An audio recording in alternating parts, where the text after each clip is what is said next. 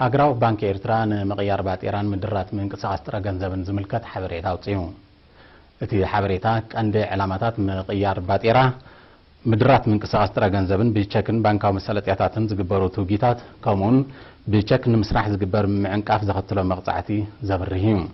منو تحسدو بملكع تصاب تداليلو يسعب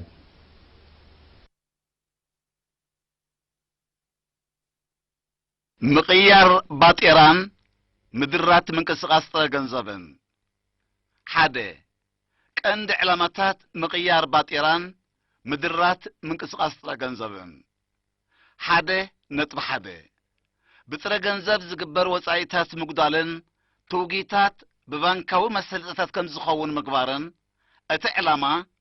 بترى جنزب زجبر توجيتات المدرات انبر نقداوي يخون ولقاو نطفتات المدرات ايقونان بچكن كالب بانكاو مسلطات زجبر توجيتات زخونه قدب يبولون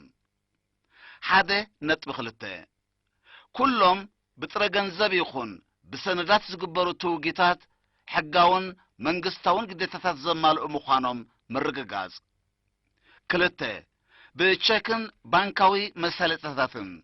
كاب حسابنا بحساب مسققار زقبرو توقيتات كلته نطب حده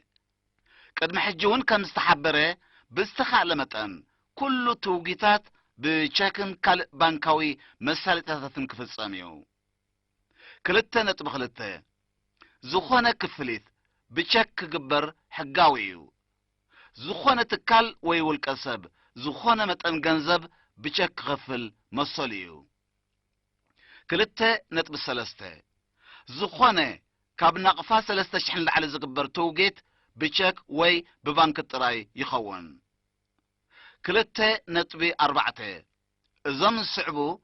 بمنغستاو تكالات زوهابو አገልግሎታትን ቀረባትን بچك وي ببانكاو مسጋር ዝፍጸሙ ይኾኑ ሚኒስትሪ ፋይናንስ ክፍላታ ውሽጣ ሀገርን ክፍል ጎምሩክን ቴሌኮሙኒኬሽን ቀረብ ኤሌክትሪክ ቀረብ ማይ ኢንሹራንስ ክራይ ገዛ ዱኳናት ሕድሪ ካልኦት በሚኒስትራትን አካላት መንግስትን ንዝወሃቡ አገልግሎታትን ቀረባትን ዝግበር ክፍሊታት ሰለስተ بچك ንምስራሕ ዝግበር ምዕንቃፍ زختلو حيال ناي مقطعة السقومتي كفليت بچك مقبال زابي نحد اقحوي اقلقلوت بچكن بطرن ننبينو واقا زهابي ابناي بانك حسابو ميزان زيبولو چك صحيفو زهابي بمنقستن بانكتاتن ترير السقومتتات كبيد جنزباون كساب مأسرتن مسراز ناي نقد فقادن زبصح مقطعة يسعب 4 كم نبور اب نقداون اتفتات كله جنزباوي اتاويتات اب بانك بمتاو زدليكا خاكا بانك بمسحاب كايد زغبا ازس لزخونه كاب بانكتات وصاي تكالات يخونو والقسبات زي مخني بزحت لجنزب حيزو مزركبو بحقي تحتتيهم 5 كله مشرراف باطيرا وصاينا بنقفا بحقاويان فينانساويان تكالات تراي يفصم كابزو وصا زكايد مشرراف بحقي كبيد مصعتي زسعبيو هاجراو بانك إيرترا 10 لكاتيت 2016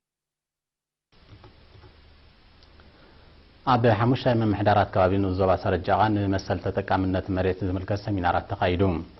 ኣብቲ ሓላፊ ክፍለ ሕርሻን መሬትን ዞባ ማእከላት የማና አባይን አባላትን ዞባ ሰረጃጋን በ9 ለካቲት ዘካየደው ሰሚናር መሬትን ናይ ህዝብን ሀገርን መዃኑ መንግስትን አካላት መንግስትን ድማ ናይ መሕደሩ ሙሉ ስልጣን ከም ዘለዎም በሪሁ አብዋን መግዛትን ድሕር ናጽነትን አገባብ አጠቃቅማ መሬት ብዝተፈላለየ ስያሜታት ክትግበር ከም ጸንሐ ዝተቐሱ ተማካየት ሰሚናር ቦልቂ ይኹን ብትውልዲ ዙነን ወይ ዝውረስ መሬት ከም ዘየለ ኣነጺሮም ብርሃጹ ከልምዕ ዝኽእል ዜጋን ናይ ተጠቃምነት መሰሉ ሕሉ ምዃኑ ናይ ተጠቃምነት መሰል ረኺቡ ኣብ ግቡ መዓላ ዘየውዓለ ነባር ድማ ነባር መሰል ስለ ዘየለ ከም ዝሕደግ ብምሕባር መሬት ንኻልኦት ምክራይ ወይ በቐጥታ ተጠቀምቲ ንዘይኮኑ ብውክልና መሃብ ክልኩል ምዃኑ ብዝርዝር ኣደድዮም ተሳተፍቲ ኣብ ዝሃቦ ርእቶት ዝተዋሃቦም መግለጺ ልምዓታዊ ንጥፈታት ንምስላጥ ሓጋዚ ብምዃኑ ትግባርኡ ክቀላጠፍን ዕቱብነት ክህልዎን ተላብዮም ኣብ ዞባ ሰረጃጋ ኣቀዲሙ ኣብ 11 መምሕዳራት ከባቢ ተመሳሳሊ ሰሚናራት ከም ዝተካየደ ኣብ ዝተረፈ 5 መምሕዳራት ከባቢ ድማ ክካየድ ምዃኑ ተፈሊጡሎ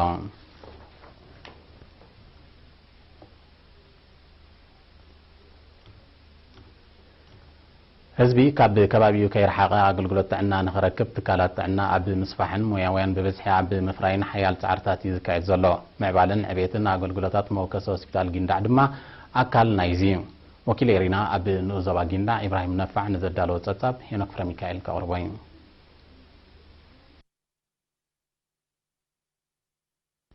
ዞባዊ መወከሲ ሆስፒታል ጊንዳዕ ቁጽሪ ክኢላታት ሞያውያን ክብ ብምባሉ ሓፈሻዊ ኣገልግሎቱ ከም ዘስፍሐ ሜዲካል ዳይሬክተር ናይቲ ሆስፒታል ዶክተር ዳዊት እስጢፋኖስ ገሊጾም እቲ ሆስፒታል ኣብዚ እዋን እዚ ናይ ፊዚዮቴራፒ ሕክምና ስነን ምክትታል ትሕቲ 1 ዓመት ህጻናትን ክኢላታት ስለ ዝተመደብሉ ቁጽሪ ኣባላቱ ናብ 80 ከም ዝደየበ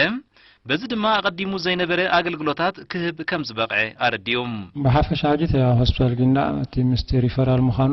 ቀደም ዝተወሰነ መጠን ኣገልግሎት ይድህብ ነይሩ ሕጂ ግን ብዙሕ ኣገልግሎት ኣለዎ ተወሰኽቲ ኣብነት ኣብዚ ዓመት እዚ ናይ ፊዚዮቴራፒ ብምሉእ ዓቕሚ ይሰርሕ ኣሎ ናይ ስኒ ክኢላ እውን ቅድሚ ሕጂ ናይ ስኒ ኣገልግሎት ንህብ እንዲና ግን ሕጂ እውን ተወሳኺ ሓኪም ናይ ስኒ ክኢላ መፅኡ ስለ ዘሎ ናይ ስኒ ኣገልግሎት እውን ኣፀቢቑ ከዓብዩ ተወሳኺ ድማ ናይ ህፃናት ሓኪም እውን ተወሳኺ ስፔሻሊስት ሓኪም ሕጂ ስለ ዘለና ኣብቲ ናይ ትሕቲ 1 ዓመት ዕሸላት ዝተፈላለየ ፍሉይ ኣገልግሎት ዝግብኦም ኣብ ኣስመራ ዝረኽቦ ዝነበሩ ኣብዚ ዓመት ኣብዚ ጀሚርና ስለ ዘለና እሱ እውን ተወሳኺ ሓድሽ ኣገልግሎት እዩ ዶክተር ዳዊት ንኤሪና ኣብ ዝሃቦ ሓበሬታ ካብ ዞባ ሰሜናዊ ቀይሕ ባሕሪ ጥራይ ዘይኮነ ካብ ገለ ክፋል ዞባታት ዓንሰባን ደቡብን ዝመፁ ሕሙማት እውን ከም ዘገልግሉ ጠቒሱ ኣብ ዝሓለፈ ዓመት 450 ከቢድ 150 ድማ ፎኪስ መጥባሕትታት ከም እተኻየደ ኣብሪሆም ብጠቕላላ ሕጂቶም መጥባሕቲ ዝገበሩ ናብ 600 ዝፅጉዑን እዮም እቲ ከበድቲ መጥባሕቲ ንብሎት ቀንዲ ሳቂ ስራሕ ዝወስድ ግን እቲ መጥባሕቲ ዓበይቲ ኮይኑ ሕጂ ተኸበድቲ መጥባሕቲ ከባቢ 450 እዩ ምስ ጥንሲ ምስ ሕርሲ ናይ ማህፀን ናይ ደቂ ኣንስትዮ ተተሓዚ መብዛሕትኡ ናብ ከባቢ ፍርቁ ይኸውን ማለት እዩ تخالي شعو مس نايشين تسأقم دلهم ديو خالة حفشة ومطبحتي ناي حدقا خون خل تسترفي وصل مبزحتو قلنا يمحسن ناي حرسني كاب نباري تشعب زخونة أدى بمطبح تستالي 10 كيلو تردما كابتي بابنت زتكس مخانو تفليتهم تتكمتي أبزهبو حبريتا أبتتكالة تعاقبهم يخونو تملالي سوم أبزحكملو قبو حاليتن كنكنن كم زرخبو بمحبارن نتقداسنت موياويان أمسكينهم زوباوي موكسي هوسبيتال ጊንዳዕ 100 መደቀሲ ዓራውቲ ኣለዎም ኣብ ንዞባ ሎጋዓን ሰባ ሙያዊ በቕዓት መንእሰያት ብምድንፋዕ ኣፍራይነቶም ከም ንምባል ዝዓለመ ሙያዊ ስልጠናታት ዝቐሰሙ 379 መንእሰያት ብክልተ ለካቲት ተመሪቖም እቶም መንእሰያት 34 ብምቕራጽ ተንቀሳቐሲ ስእሊ 165 ብቐዳማይ ረድኤት 78 ብስነ ጽባቐ ጸጉሪ ርእሲ 41 ብሞያ ጋዜጠኝነት 61 ድማ ብሕመረት እዮም ሰልጢኖም ኣብ ንዞባ ሎጋዓን ሰባ ኣብ ዝሓለፈ ዓመት 60 መንእሰያት ብምርባሕ ንህብን ካልእን ከም ሰልጠኑ ካብ ቤት ጽሕፈት ንዞባ ዝተረኽበ ሓበሬታ የመልክት